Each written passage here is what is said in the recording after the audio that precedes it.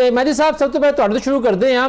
तुसी मुसलसल जिहड़ा है जदों दी जंग शुरू हुई है हर चीज़ ते नज़र रखी हुई है, बहुत दफ़ा साडे प्रोग्राम च तशरीफ लैके आए हो और साडे वेखण वालियां नूं इन्फॉर्मेशन दी है।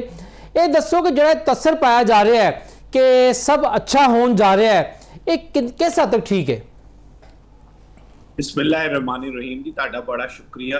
गल असल च है कि ट्रंप की कह रहा है की नहीं कह रहा है, ज्यादा मानी नहीं है क्योंकि ट्रंप ने पिछले 4-5 हफ्तियां च बहुत सारी गल्लां कही। उन्हें तो कहा कि 2 दिन बाद डील हो जाएगी, फिर उन्हें कहा मैं घंटे बाद हमला करन लगांगा। ते ट्रंप दे कहण दी गल कि की कह रहा है की नहीं कह रहा है, अहम गल नहीं है कि देखण वाली गल हैगी कि ईरान की कह रहा है। और ईरान जिहड़ा हैगा वो जिहड़े उन्हें मुतालबात रखे सी उस मुतालबात तो पीछे हट गया है कि नहीं हटिया।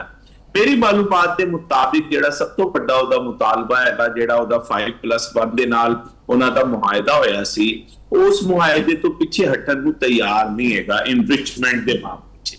और यही वो गल है कि जिसकी वजह तो जिहड़ी हैगी गल फसी हुई है। पाकिस्तान ने ट्राई करता पे अपने दोस्तों नाल मिल के कि वक्ती तौर पे ईरान किसी इस गल पे आ जाए कि कोई म्याद तक वो इनरिचमेंट बंद कर दे टोटली, ते ओदे बाद दे फिर हालात के मुताबिक। लेकिन ओदे वास्ते भी अमरीका 20 साल की गल करता है।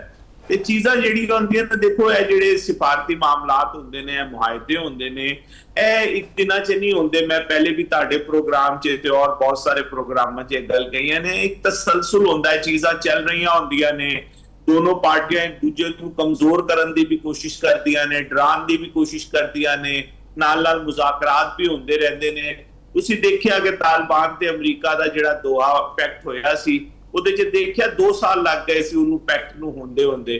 ਅੱਛੀ ਗੱਲ ਹੈਗੀ ਕਿ ਅੱਜ ਵਾਲੇ ਦਿਨ ਤੱਕ ਜਿਹੜਾ ਹੈਗਾ ਉਹ ਸੀਜ਼ ਫਾਇਰ ਕਾਇਮ ਨੇ, ਦੋਨੋਂ ਪਾਰਟੀਆਂ ਲੜਨ ਤੋਂ ਬਚ ਰਹੀਆਂ ਨੇ, ਇਹ ਅੱਛੀ ਗੱਲ।